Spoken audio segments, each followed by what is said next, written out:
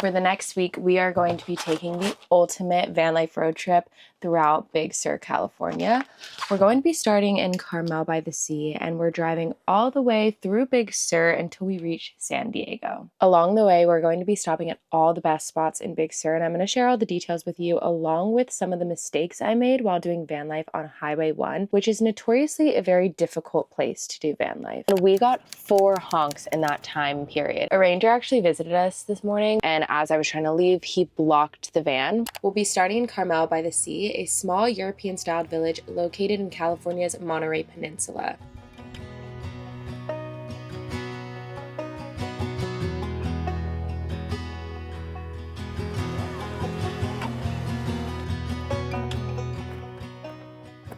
It was pretty difficult to find parking for the big van here, but we did a few loops and eventually found parking, so we were able to go enjoy the beach.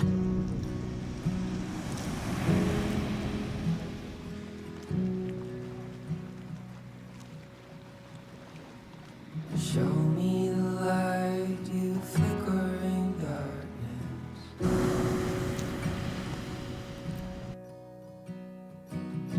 Tell me now how to be strong.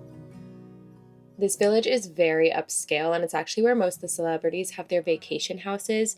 The architecture here is very whimsy, very fairy-like. There's some really cute cottages alongside the beach. So as we were walking, we were admiring the architecture and the houses. There's also some really cute shops in Carmel by the Sea, but we actually had to skip that because we just could not find parking anywhere nearby. And then in the evening, we tried to find a spot to sleep overnight, but that also proved to be pretty difficult. We're driving down the coast of California right now through Highway 1. It's a very heavily regulated strip of road. You are going to get the knock if you don't park correctly. We went to a spot last night that we saw a few reviews for on iOverlander, and there were no overnight parking signs, which typically means you can park there. We spent just 1 hour there from 9 o'clock to 10 o'clock, and we got 4 honks in that time period. People just blaring their horns. But after it happened more than 2 times, we were like, I feel like this is about us. There were 2 other vans parked there, and one of them ended up leaving. I think they probably had the same idea we had. So we also decided to leave, and we parked at a grocery store that we were able to stay there without any knocks or honks throughout the night. So it was pretty good. And now we've just arrived at Point Lobos Natural Reserve.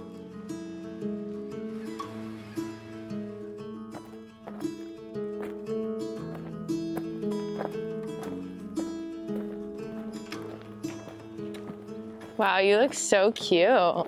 Point Lobos Natural Reserve is just south of Carmel by the Sea, and it marks the beginning of the Big Sur coastline. We had heard amazing things about the reserve, and so we reserved a few hours in the morning to walk the loop, which was about 6 to 7 miles. It's really easy terrain, so it's great for beginners, and there's beautiful views the entire way.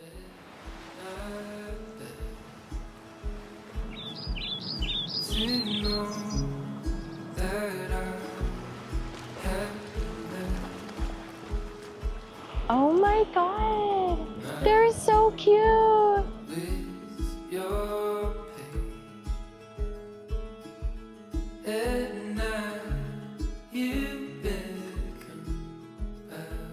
We're at Sea Lion Point, and there are 2 rocks just completely filled with sea lions, and they're making calls to each other. It's so cool. And we also just visited the information desk in the parking lot, and you were able to feel their skin. Now I'm touching a Pacific Harbor seal. Oh, this one's even softer. This feels fake. Oh my god, it's like a dog. Also, on our walk here, we saw an otter. And he's so cute. Let's go. Dig deep, you'll find it's someone.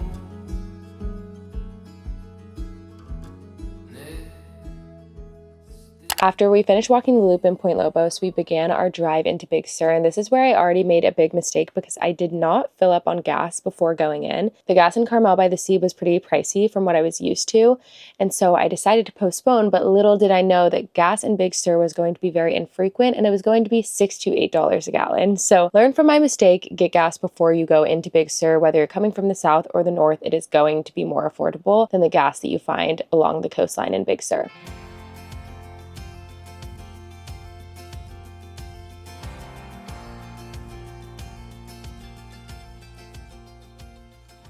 Our first stop in Big Sur is the iconic Bixby Bridge, which was built in 1932 and is one of the most photographed bridges on the Pacific Coast Highway.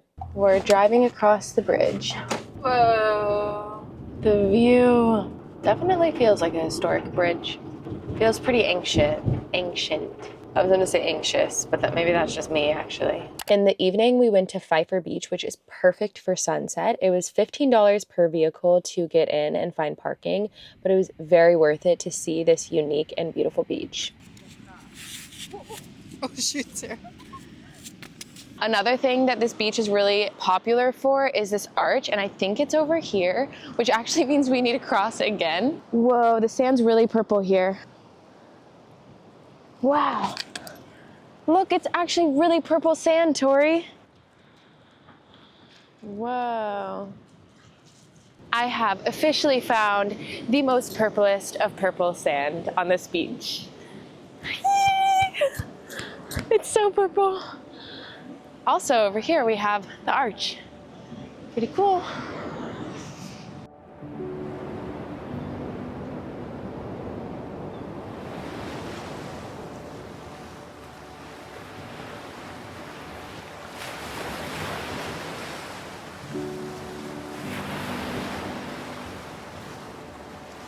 One thing that always amazes me about California is how it really has every single environment, and I feel like Big Sur is showcasing that entirely. Like, you have the forests and they feel so mysterious and deep, almost like Oregon, and then you have the coastline and the beaches, and you even have desert in California. Like, you really have it all. People who live in California truly are living in a different reality.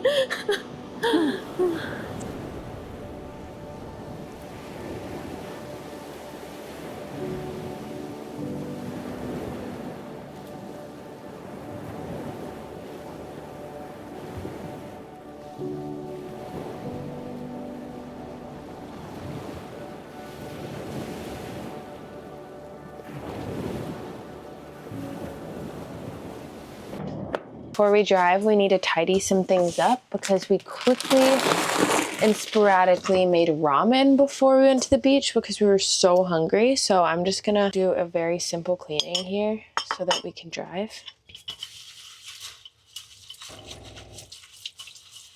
We paid for a campsite in Pfeiffer State Park, and it ended up being $50 to $60 is the sites that they have. So pretty pricey, but there's not that many options here. And honestly, we looked around at some other places and they were up to like $90 for a campsite. So we feel like this is a pretty good option for the night. I made dumplings and I also made egg rolls. Also at the camp store today, I got this big t-shirt because I've been needing one to sleep in, and it says so cute. Big Sur, and it has a little otter. We saw an otter today. We saw an otter today.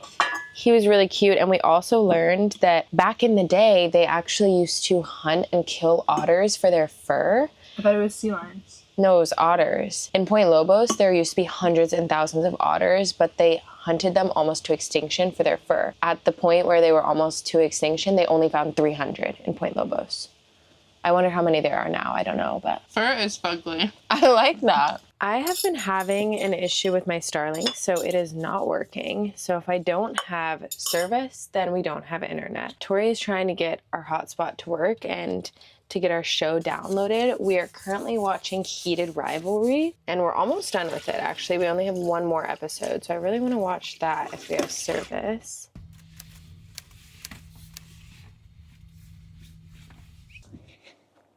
Good morning, sir.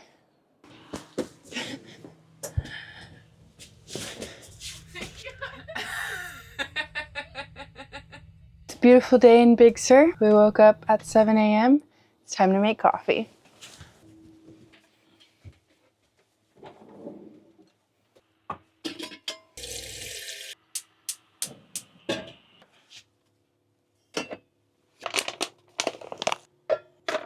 Just got this new Dwell dripper from Verve, one of my favorite coffee shops in California. And we're gonna test it out today.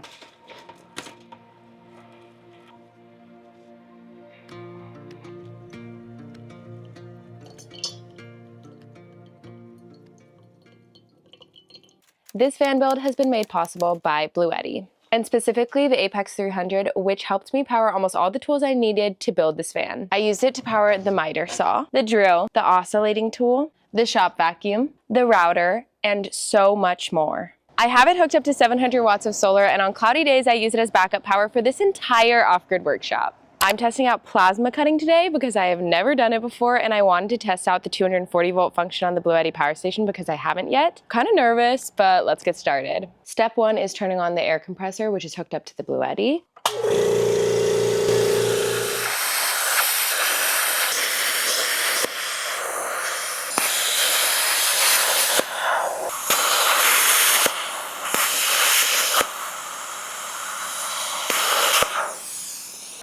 Turned out so good!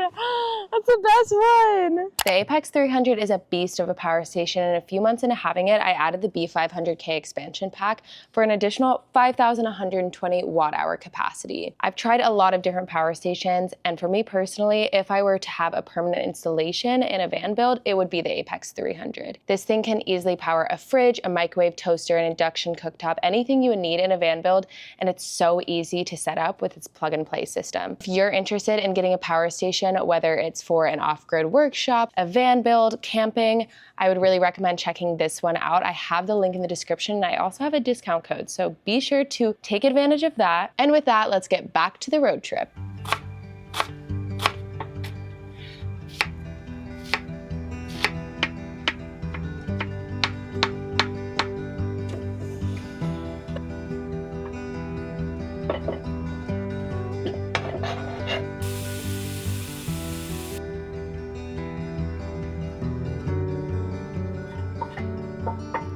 I love these little water glasses, Tori. Thank you for getting them for me.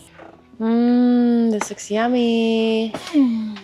Really good. Really? So amazing. Good tortillas. Really I good. love how thick they are. A ranger actually visited us this morning because we're at this overlook that you can't park at overnight. And I think because it was so early, they just kind of assumed that we maybe camped overnight here. So even though it was daytime, the sun was out, we were enjoying the sunrise, they pulled into the overlook and came over to us, which always makes me a little anxious. I would say that 80 to 90% of the time when a ranger or police officer comes to visit, they are very nice, but we have had situations where they have been extremely mean. I've gotten a $200 ticket in broad daylight at 9 a.m. But in this case, the ranger was super nice. Actually, he was complimenting the van. He was like, wow, you built it. It's so cool. Have an amazing day. Super friendly guy. And was just wanting to let us know that we couldn't camp here overnight. That's just the reality of van life though. In some areas, you are going to encounter police officers more, you are going to encounter rangers and law enforcement more, even if you're not doing anything wrong.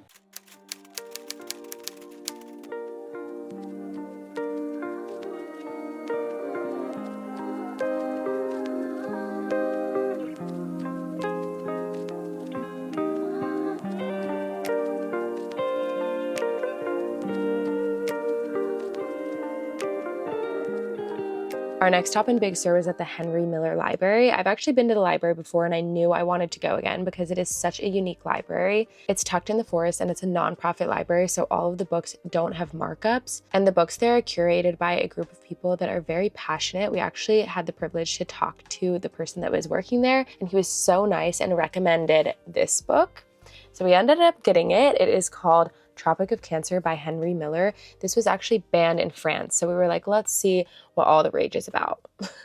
Apparently it's kind of controversial, so I'm excited to read this. It's just like sand all over the road. It just swallowed the road, it looks like. The last time we had a trip planned to Big Sur, it was completely derailed by a huge storm. There was level 5 flooding.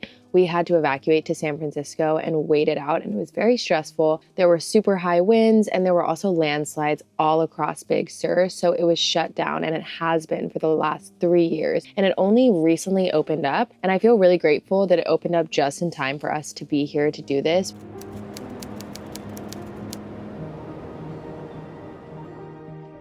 We were driving down south and then we looked over to the right and we saw huge elephant seals. I've never seen elephant seals before. They look massive. So we pulled over and I'm so excited. We're gonna go look at them. Let's go. I hear them. Oh my gosh.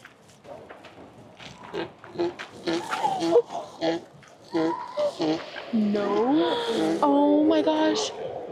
There's babies. This is Piedras Blancas Rookery. It is completely free, and there are tens of thousands of elephant seals that span over a mile on this shoreline. You can view them safely from boardwalks, and at this time of year in January and February, they're breeding, so you can see all the babies, which was so special. They're cracking me up. She's like, get away from my baby. Oh wait, I can read about this. So I got this pamphlet and I'm learning a lot about elephant seals, which I actually didn't know that much about before seeing them here for the first time. But apparently they are here to birth and breed. So they are at the heaviest that they have ever been. They have just gone to Alaska and back, and they can be up to 5,000 pounds. And they're breeding here for the next 3 months. So they're hibernating essentially. You can see some babies on the beach as well. And then once the babies are born, they start vocalizing with the mothers because they need to recognize each other's voices so they don't get lost.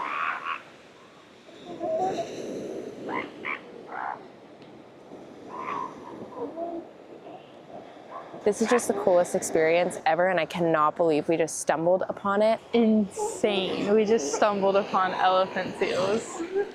And apparently you can also see active births happening, so I'm gonna keep my eyes out, but I think that's probably a rare occurrence.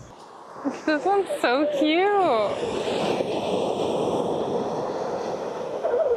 You can see that the elephant seals periodically put sand on their backs, and we learned that it's actually because the temperature here is much warmer than the waters that they're used to.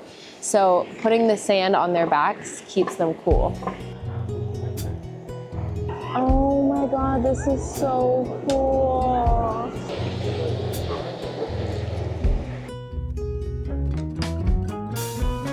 At this point, we had officially left Big Sur, but there's still a lot to see on the California coast that you don't want to miss out on, and our next stop was in Morro Bay. Here there's a beautiful beach with a view of Morro Rock, and we spent a couple days here enjoying the scenery, catching up on some work, and we also went to the bay where we were able to see mother otters with their babies.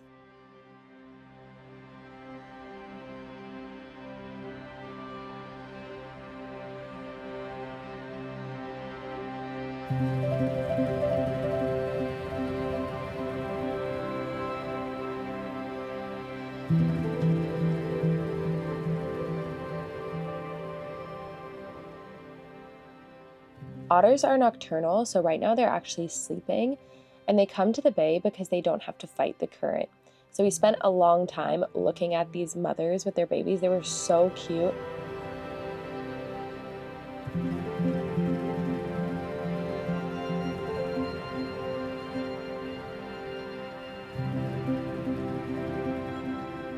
We finally left Big Sur and we are now in the city. Last night we tried to find camping in San Luis Obispo and it was kind of a sketchy experience. Honestly, we were both very stressed because when we turned into our campsite, there was a man and there were no other campers around. There were no other cars around, no other people, and no witnesses. But there was one single man and he ran out frantically in front of the van, waving his arms, trying to get our attention. At that point, I decided I didn't want to camp there because it just kind of freaked me out. And as I was trying to leave, he blocked the van from leaving and he came in front of the van. So I just continued to inch forward and he came over on this side, like really close to the vehicle. I haven't really had to deal with that many scary encounters in the van, but I do follow a few different rules to keep myself safe. And one of them is to not pull over and talk to people when there's no witnesses around, even if they are seemingly asking for help or if they're just asking a question, and especially not at night in the middle of nowhere where there's no other people around. So last night I just pulled away. I did not talk to that man because I had a really bad gut feeling about it. And I also really did not like that he was blocking my van from leaving and like standing in front of the vehicle. So we ended up leaving that campsite and we ended up finding a spot to camp in the city in San Luis Obispo, which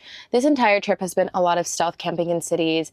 I feel like the campsites we've been staying in haven't been the prettiest, but we've been seeing the most beautiful things during the day. We've gone on the most beautiful hikes and seen some of the most beautiful beaches. And I feel so grateful to be able to experience Big Sur since this is the first time it is opening up after 3 years of being closed. And I'm really grateful that I got to share that with you guys as well. So if you enjoyed this video, please like and subscribe because it really supports my channel. And I'll see you guys next week for another video on Sunday. Bye!